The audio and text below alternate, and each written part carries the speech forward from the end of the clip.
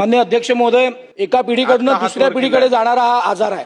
विदर्भ आणि नागपुरात दुर्दैवाने याचा आकडा नित्य वाढतो आहे. माझे दोन स्पेसिफिक प्रश्न आहेत की नागपूर मेयो आणि नागपूर मेडिकलने एकत्रितपणे 1,38,000 चाचण्या केल्या आहेत, पण या फार कमी आहेत.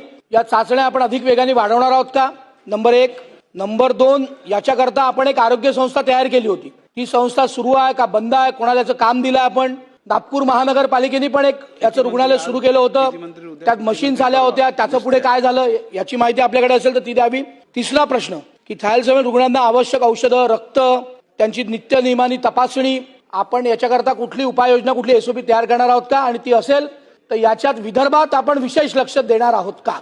महोदय, 8 मे रोजी थॅलेसेमिया डे असतो, इंटरनॅशनल थॅलेसेमिया डे. त्या दिवशी आपण महाराष्ट्र एक पाऊल थॅलेसेमिया मुक्तीकडे असं अभियान चालू केलेले आहे. आणि जे सन्माननीय आमचे परभणीचे सदस्यांनी सांगितलं, डॉक्टर राहुल पाटलांनी, की आम्ही परभणीमध्ये ह्याच्यावरती काम करत 9 बालकं थॅलेसेमिया मुक्त करून जन्माला आलेले आहेत. त्याच पद्धतीची एसओपी पूर्ण महाराष्ट्रामध्ये आपण लागू केलेली आहे.